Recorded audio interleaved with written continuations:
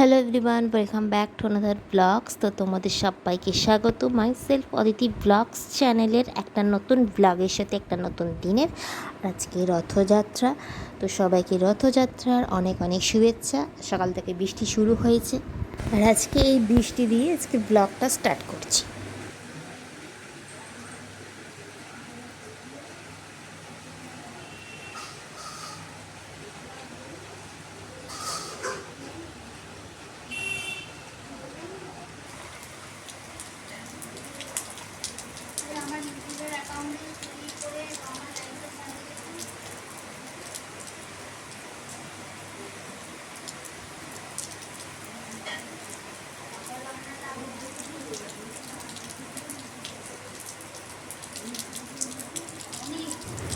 রথযাত্রা শুরু হয়েছে আর বৃষ্টি হবে না তা কি কখনো হতে পারে? তো বৃষ্টির সাথে সাথে আজকের দিনটাও খুবই ভালোভাবে কাটুক, এটাই চাই সবার কাছে, যেন ভালোভাবে কাটে।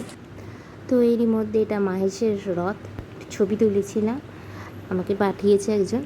তো আমাদের এখানেও রথ যাচ্ছে, সেটারই একটু ছোট করে ক্লিপস নিলাম।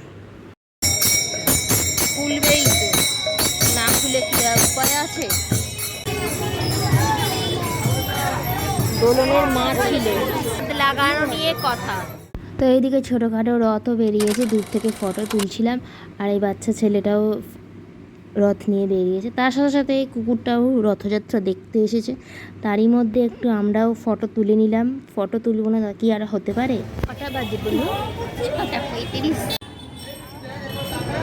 মানে আপনি কোথায় বসেছেন, আপনার কোনো আইডিয়া আছে? হ্যাঁ, আইডিয়া আছে। কোথায়? আমি গরুর নালে বসেছি। এটা পিছন থেকে আছে, না যে দাঁড়িয়ে থাকুন, অসুবিধা কি আছে? হ্যাঁ, সাইড দিয়েই তো যাবো। না, এগুলো সাজাচ্ছে।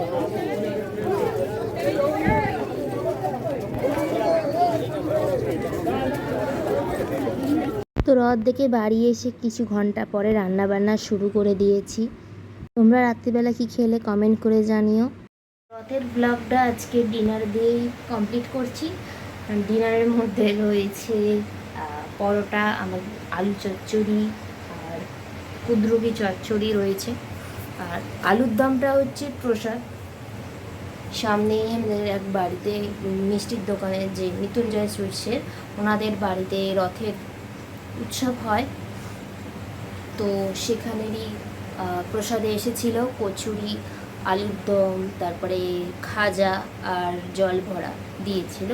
তো সেটাই সামান্য মাত্র দেখালাম, বাদ বাকি রাখা আছে। তো চলো আজকের ব্লগটা এই অবধি, দেখা হয় পরবর্তী কোনো এক ব্লগে।